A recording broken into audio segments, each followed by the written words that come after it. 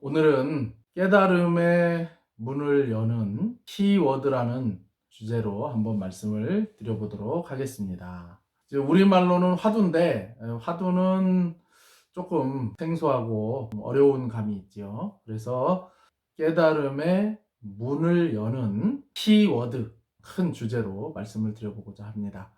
우리가 명상을 할 적에 정확한 목표가 있는 것이 중요하다, 이렇게 말씀을 드렸습니다. 그것이 무엇이 됐든 간에, 그것이 건강을 위한 것이든 성공을 위한 것이든 심신 안정을 위한 것이든 어떠한 이 명확한 목표를 정해서 하는 것이 좋다, 그런 말씀을 좀 드립니다. 궁극적인 목표는 깨달음이라고 하는 거겠죠. 어떤 이런 인간적인 한계, 또 우리가 이런 인간으로서의 여러 가지의 불완전함, 이런 것을 완전함으로 만들고 싶은 그런 내적인 욕구가 있지 않습니까? 그것을 우리가 깨달음이라고 이 표현을 한번 해보자는 거죠. 그러한 목표를 가졌을 때 우리가 초월이라고 해도 좋고 해탈이라고 해도 좋습니다. 그랬을 때 가장 그 열쇠가 되는 말이 있다라는 거죠. 궁극적인 질문이라고 제가 앞전에 참선, 화두선에 대해서, 간화선에 대해서 말씀을 드릴 때 말씀을 드렸지만, 꼭 화두에만 국한된 것이 아니라 전 세계에 많은 그런 이 깨달으신 분들을 봤을 때 공통점이 되는 그 키워드가 바로 나는 누구인가, 키워드 나는 누구인가 하는 것이죠. 근데 이 나는 누구인가라고 하는 이 말은 조금 포장이 되어 있고 불분명한 말이다, 이렇게 제가 말씀을 드렸습니다. 왜냐하면 특히 불교에서는 나라고 하는 것이 없다, 바로 무아를 얘기를 합니다. 그런데 나는 누구인가 이러고 있거든요. 그렇기 때문에 여기서 나라고 하는 것은 이 적합한 단어가 아니다. 그리고 누구라고 하는 이 단어도 우리가 동물에게 누구라고 안 하죠. 우리가 식물에게 누구라고 안 하죠. 바로 누구라고 했을 때는 인간을 지칭을 합니다. 인간이라는 존재로 이것이 국한될 수가 있다는 거죠. 나는 누구인가라는 말도 틀린 말은 아닌데, 여기에서 한 번 이제 옷을 벗기면은 그것이 나는 무엇인가가 되게 됩니다. 근데 여기에서 한 번 더 이제 옷을 완전히 그냥 홀딱 벗기게 되면은 이것은 무엇인가? 불교에서는 한물건, 이렇게 얘기를 한다고 했지요. 특히 이 화두선에서는 시신마, 이것은 무엇인가? 그리고 한국에 넘어와서 특히 경상도 지방으로 가서 이것이 압축이 되죠.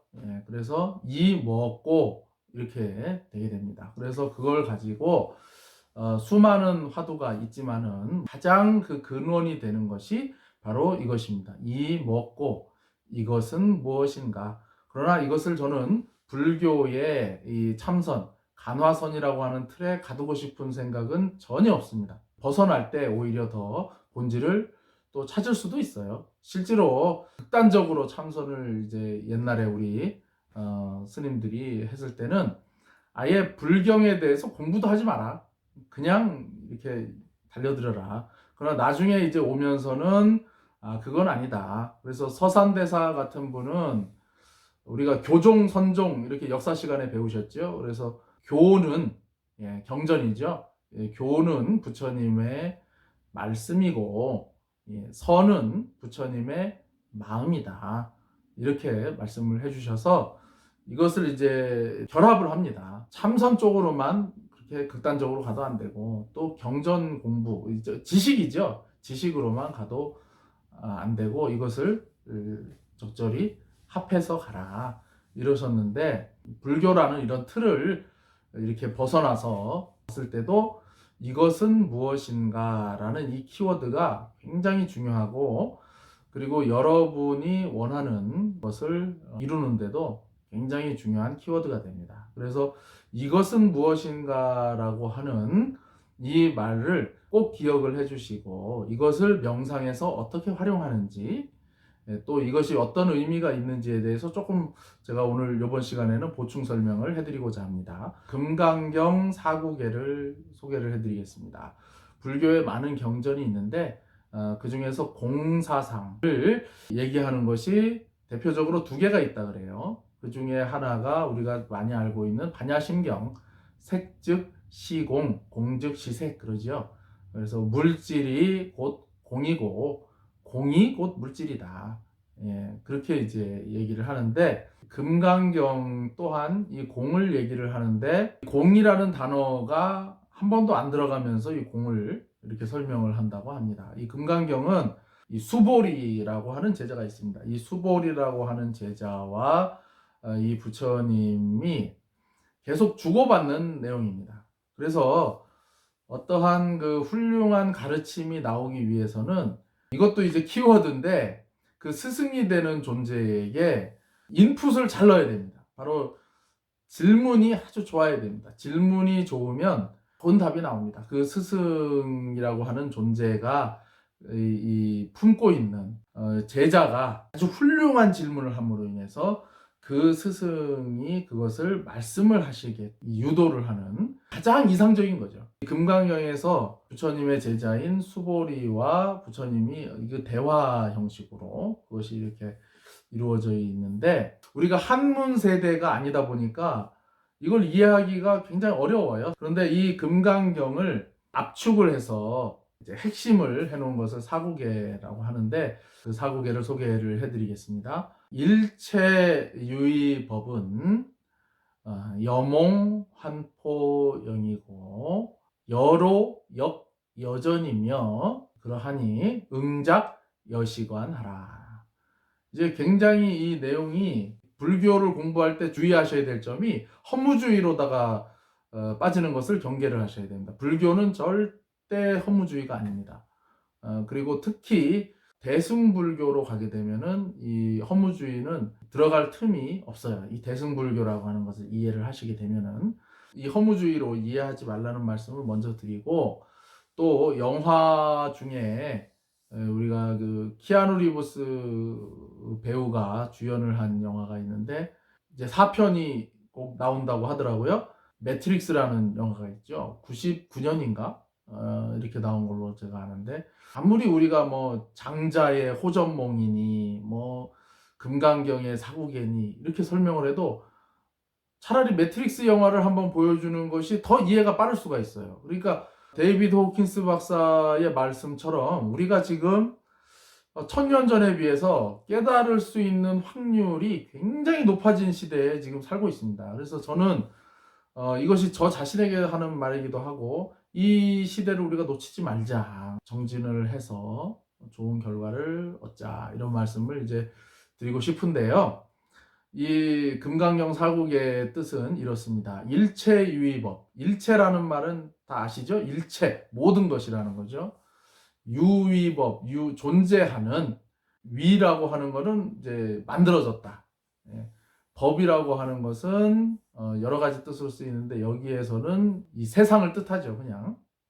그래서 일체, 만들어진 이 모든 세상은, 존재하는 모든 것은, 여기서 이제 굉장히 이 석가모니 부처님의 어떤 그런 마음을, 심정을 좀 우리가 알 수 있을 것 같아요. 여몽환포영, 꿈과 같고 환상과 같고 물거품 같고 그림자 같고, 얼마나 이거를 설명하고 싶으셨을지 좀 심정이 느껴지지 않습니까? 일체 이 존재하는 모든 것은 꿈과 같고 환상과 같고 물거품 같고 또 그림자 같다. 무려 4개로 이제 설명을 하세요. 근데 여기서 끝난 게 아니라 여로 역 여전, 또한 이슬방울 같고, 요즘에는 도시에 살아서 이슬을 잘 못 보시는데 시골에서 새벽 무렵에 이슬이 싹 맺힙니다. 풀잎 같은데. 그런데 해가 뜨면은 없어져 버려요. 증발을 해가지고 없어집니다. 또한 역, 여전, 번개불. 일체 존재하는 모든 것은 꿈과 같고 환상과 같고 거품 같고 그림자 같고 이슬방울 같고 또한 번개불 같은 것이다. 이 6개로다가 비유를 하십니다. 그 정도로 어떻게 하면 이거를 이해를 시킬까 하는 절박한 어떤 그런 심정이 느껴지죠. 이제 마지막에 응작 여시관하라. 이거를 명심을 해서 이렇게 세상을 관하라. 6가지 비유 중에서 오늘 이 첫 번째 나온 여몽, 꿈과 같다라는 이제 여기에 대해서 조금 설명을 드리고 싶습니다. 자, 우리가 이제 존재하는 모든 것이 꿈과 같다. 우리가 지금 꿈속이라고 생각을 해보자는 거죠. 근데 우리가 꿈속에서 꿈인 거를 잘 모르지요, 대부분. 깨고 나면 아 이것이 꿈이었구나를 압니다. 그런데 꿈속에 있을 때는 꿈인 줄을 잘 모릅니다. 예. 그런데 우리가 자각몽이라고 하죠. 아주 가끔 꿈을 꾸면서 이것이 꿈이라고 하는 것을 알아차릴 때가 있습니다. 자, 여러분 한번 잘 생각을 해 보십시오. 바로 어저께 자각몽을 꾸셨을 수도 있고, 뭐, 어렸을 적에 자각몽을 꾸셨을 수도 있는데, 이 꿈속에서, 아, 이것이 꿈이구나, 라고 하는 것을 알아차린 그 순간이 어땠는지를 한번 생각을 해보자는 거죠. 우리가 매트릭스라는 영화에서 네오가 그만 이 세상에 대해서 이상하다는 걸 느끼죠. 이상하다. 뭔가 이상하다. 예. 이걸 한 단어로 표현을 하면은 어가 되겠죠. 하면서 물음표가 하나가 딱 생기는 거죠. 그 물음표 하나를 길게 말로써 늘려보면 뭐가 될까요? 이것은 무엇인가? 이건 뭐지? 여러분이 꿈을 꾸다가 뭐지? 라고 하는 순간 그게 꿈인 거를 알아차리게 됩니다. 다시 한번 말씀을 드리겠습니다. 꿈속에서조차 깨어있는 순간이 있습니다. 그때 하면서 물음을 하나를 느끼게 되고 이거 뭐지? 했을 때 꿈을 꿈으로써 인식을 합니다. 아, 이거 꿈이구나. 그러면 어떻게 됩니까? 바로 양상이 바뀌죠.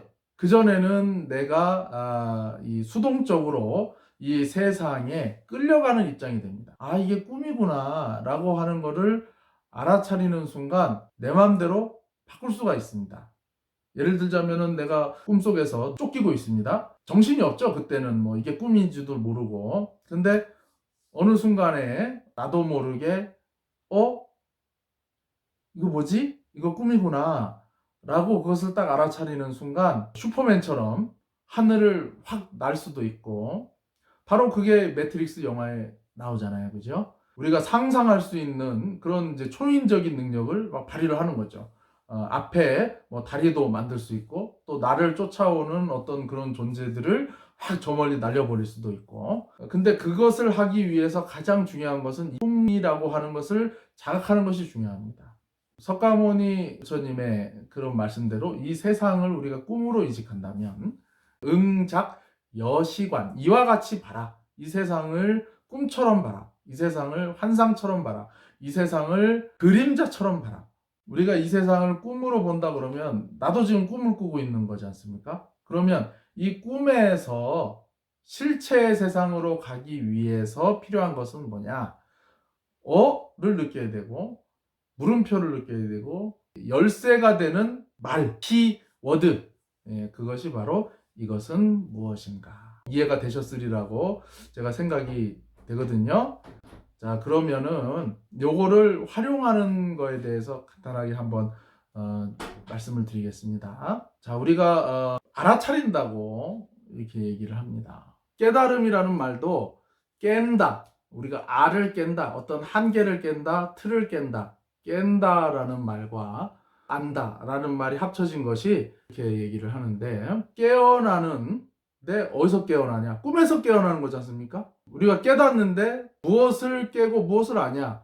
꿈을 깨고 안다라는 거죠. 그러면 이것을 이제 어떻게 활용을 하냐면, 이것을 부처님께서는 금강경에서 이렇게 관하라 이랬거든요. 바로 이렇게 보아라라고 하는 거죠. 이 생활 속에서 활용하는 법, 그리고 명상에 활용하는 법을 간략하게 한번 설명을 해드리도록 그렇게 하겠습니다. 자, 우리가 명상을 할 때 자세를 잡으시죠. 또 반가부자 자세도 하고 이렇게 하는데 뭐 여러 가지 자세가 있습니다만 제일 중요한 거는 척추를 세우는 겁니다. 척추를 세워서 이 머리통에는 뇌가 들어있죠. 이 뇌가 가장 편안한 상태를 유지하게 만들어주는 것은 척추를 세우는 것입니다. 자세를 바로 잡고 그리고 나서 가슴속 깊은 곳에 어떠한 물리적인 그런 공간을 설정을 하시면 좋습니다. 우리가 중단전이라고 말하는 그런 공간인데요. 참 나를 찾고 싶을 때, 진짜 나를 찾고 싶을 때 하는 방법입니다. 가슴 깊은 곳에 집중을 하면서 호흡을 편안하게 길게 하면서 들이마실 때 이것은, 내쉴 때 무엇인가? 이것은 무엇인가? 이것은 무엇인가? 이것은 무엇인가? 이것은 무엇인가? 들이마시는 호흡에 이것은, 내쉬는 호흡에 무엇인가? 이렇게 하는 방법이 있습니다. 참나를 우리가 불교에서는 이제 진여라고 하지요. 그것을 발견하기 위해서, 그걸 발견한 상태를 견성이라고 하는데 그것을 하는 방법입니다. 이것은 기본적으로 훈련을 하시면 좋아요.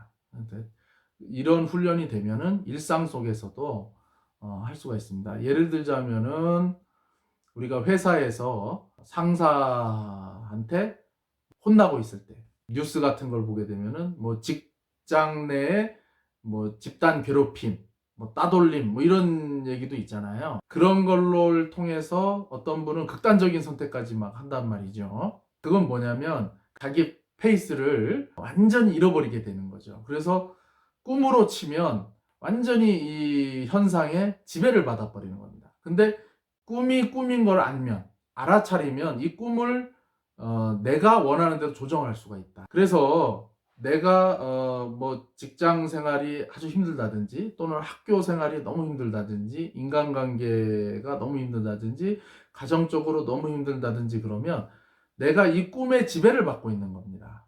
이해가 되시죠? 내가 괴로운 상태는, 또 특히 사람으로 인해서 괴로운 상태는 이 꿈의 지배를 받고 있는 겁니다. 자, 그러면 꿈을 깨는 키워드가 이것은 무엇인가라고 그랬죠? 이것은 무엇인가를 하면서 거기에서 바로 답이 안 나와도 좋습니다. 그 낮에 직장에서 있었던 어떤 그러한 그 하나의 상황을 감정 없이 관하는 연습을 하는 겁니다. 그것을 필름을 다시 되감기를 해가지고 짧게 보면서 감정을 빼고 이것은 무엇인가? 이것은 무엇인가? 조금 빨리 해도 좋고 느린 호흡으로 하려면 아까 말씀드린 것처럼 들이마실 때 이것은, 내쉴 때 무엇인가. 이렇게 하면 내가 주도권을 가지고 올 수가 있습니다. 학교 내 폭력, 왕따, 집단 따돌림, 직장에서 그런 걸로 인해서 어떤 극단적인 선택을 하는 분들은 완전히 이 꿈에 지배를 받아 버리시는 거예요. 자기 에너지를 완전히 다 빼앗겨 버리게 되는 것입니다.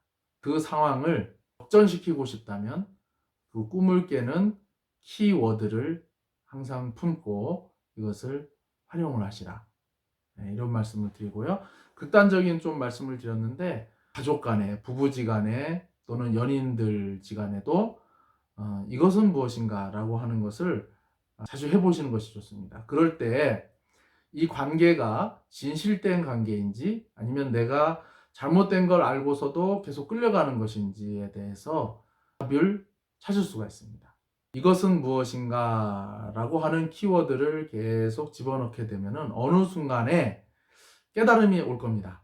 어느 순간에 알아차림이 올 겁니다. 이것은 이러이러해서 이런 결과가 있구나. 예. 그러면 내가 그것을 주도권을 잡고 있다라는 그런 말씀을 드리고 싶고요. 또 건강에도 이것을 적용을 할 수가 있습니다. 예를 들어서 내가 허리가 아픕니다. 그러면 물론 이제 우리가 병원에서 치료를 받고 물리치료를 하고 해야 되겠지만은 허리에 집중을 하고 이것은 무엇인가 라고 하게 되면은 그 페이스를 찾을 수가 있습니다. 보통 우리가 신체가 고통이 있으면 페이스를 잃어버리죠. 그리고 거기에 매몰이 돼서 몸의 고통에 끌려다니게 되는 거죠. 근데 명상이라고 하는 것은 특히 이제 알아차림이라고 하는 것은 그것을 제3자의 입장에서 관찰자로 그것을 바라보는 연습을 해야 된다라고 말씀을 드렸지 않습니까?